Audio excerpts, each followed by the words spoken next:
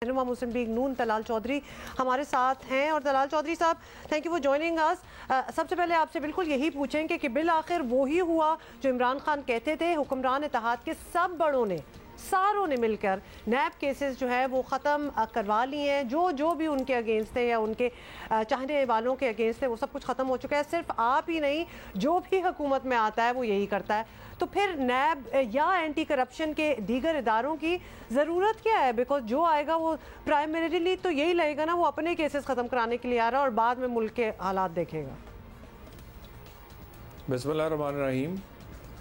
इमरान खान की 4 साल हुकूमत रही और ऐसी हुकूमत के, इतनी ताकतवर हुकूमत के तमाम अदारे इमरान खान के पीछे खड़े थे। एक धेले की भी करप्शन जो है वो साबित नहीं कर सके। पॉलिटिकली मोटिवेटेड केसेस बनाए गए और सुप्रीम कोर्ट ऑफ पाकिस्तान के कई फैसले मौजूद हैं जिसमें यह कहा गया कि नैब ने इस्तेमाल हुई है पॉलिटिकल इंजीनियरिंग के लिए।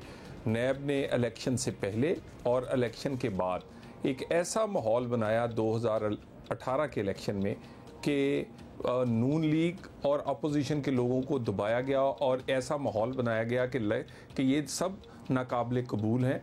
और इमरान खान के हक़ में एक ऐसा माहौल बनाया गया कि जैसे ये लगे कि यही आने वाले ये इक़्तिदार में आएंगे। और उसके बाद भी जब 2018 की हुकूमत बन गई, जब भी हुकूमत हिलती थी तो फौरी तौर पे नैब एक्टिव होता था। कभी अपोजिशन लीडर गिरफ्तार होते थे, कभी इनके अपने वज़ीर को जो कि सच बोलते थे उनको नोटिस आ जाता था। सो इन्होंने तो नैब इस्तेमाल करके हुकूमत बनाई और हुकूमत चलाई है। और अगर नैब ना होता तो ना इमरान खान की हुकूमत बनती और ना चलती। हमने कोई केस ख़त्म नहीं करवाया, हमने कोई ऐसा कानून नहीं बनाया जो कि आप पर्सन स्पेसिफिक हो, जो कि ख़ास लोगों को कोई फ़ायदा दे सके। तमाम तरामीम 95% तरामीम वो हैं जो इमरान खान ने 2 दफ़ा एक सदारती ऑर्डिनेंस से की हैं। तो ये तो सारी तरामीम वो हैं जो इमरान खान करके गए थे। इसमें तो एक तरमीम भी ऐसी नहीं है जिसका फ़ायदा हमने लिया हो। चलिए ठीक है साहब, आप कह रहे हैं कि कोई खास नहीं, लेकिन फायदा तो हो रहा है। जब ये बात की जाती है ना कि कानून सबके लिए बराबर हो तो कोई लाडला ना हो, तो फिर बात करने वालों को खुद भी ख्याल रखना चाहिए। सॉरी टू से तलाल चौधरी साहब की बात सुनने के बाद भी बिल्कुल ऐसा ही लग रहा है और सारों को देखते हुए कि इनकी मौजें लग जाती हैं। जो आते हैं सबसे पहले तो वो अपना नाम क्लियर करते हैं। अच्छा सर, आप प्लीज आप बताइएगा कि अब सुनने में ये आ रहा है कि नवाज शरीफ साहब, मरीम नवाज साहिबा, वज़ीर आज़म के बेटों दामादों, मतलब कोई रह तो नहीं गया? नहीं, कोई नहीं रह गया। हाँ, तरीन साहब, उनके केसेस भी ख़त्म करा रहे हैं। तो सर कब तक हो जाएगा ये काम सब? देखिए, केस सबसे पहले तो ये देख लें कि केस बनाए कैसे गए थे और केस 4 साल चलाए गए, फिर काल कोठरियों में रखा गया। हमारी माएँ और बहनें, बेटियाँ जो हैं वो मौत की चक्कियों में रहीं। हमारे सारे रहनुमा जो हैं वो 2-2 साल, वो अपनी जवानी के 2-2 साल उन्होंने इन्हीं जेलों में रहे। और उसके बाद निकला क्या है? और ये सारे केसेस हम पर, ये तो हमारे साथ ज़्यादती बहुत सारी जगहों पे हुई है। उन ज़्यादतियों का अजाला होना चाहिए। हम तो किसी से कोई ये नहीं मांगते कि हम पर कोई हमें राहत दी जाए।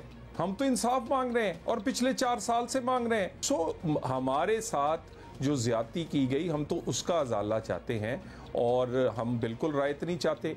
ना हमें रायत इसलिए नहीं चाहिए कि हमारे तो करतूत को खान साहब जैसे नहीं है।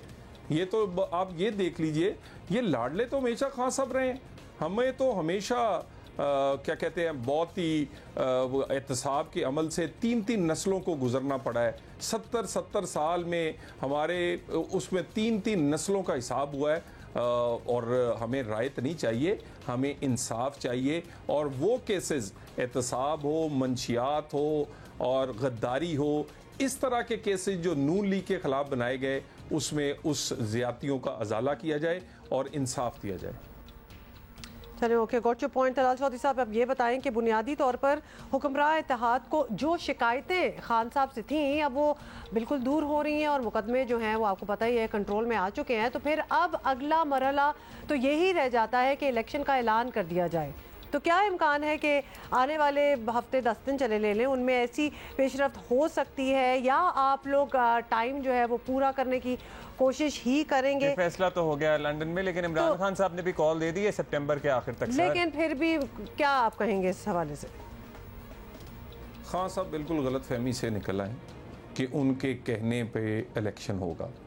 इलेक्शन इंशाल्लाह ताला इत्तेहादी हुकूमत की मर्ज़ी से होगा। इलेक्शन जो है वो ज़ोर ज़बरदस्ती, जितने मर्ज़ी ये लॉन्ग मार्च या ये धमकियाँ, कभी बगावत की, कभी IMF की डील तोड़वाने की, जो मर्ज़ी ये तखरीबी काम कर लें और मुल्की मफाद को भी मद्देनज़र ना रखें, लेकिन इलेक्शन इस तरह नहीं होगा।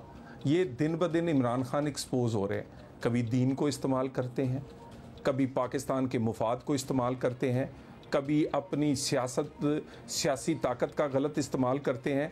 तो इन्होंने कभी अदारों को गाली देते हैं, कभी अदारों को सरबराहों को निशाना बनाते हैं, सिर्फ इसलिए कि ये चाहते हैं कि क्योंकि जो एहतसाब इनका शुरू हुआ है। और क्या आपका क्या ख्याल है, ये जो 62-63 के केसेस हैं वो तो ओपन एंड शट हैं खान साहब के खिलाफ। वो तोशा खाना जो खा गए हैं, जो फॉरेन फंडिंग से जेबें भरी हुई हैं, तो इसका हिसाब नहीं होना चाहिए। लेवल प्लेइंग फील्ड जब तक नहीं होगी तब तक इंतखाब नहीं होगा, और लेवल प्लेइंग फील्ड तब होगी जब सब पर कानून का इतलाक एक जैसा होगा। और वो कानून का इतलाक होगा, खान साहब पहले आपको हिसाब देना होगा अपने करतूतों का और अपने लाडलेपन का। चलें, उसके बाद लेवल प्लेइंग फील्ड की दोबारा से बात कर रहे हैं। बहुत शुक्रिया तलाल साहब। बाय द वे लंदन में फैसला हो गया कि टाइम पूरा पर बॉटम लाइन ये है कि सारे अपने केसेस खत्म कराने के लिए आ जाए।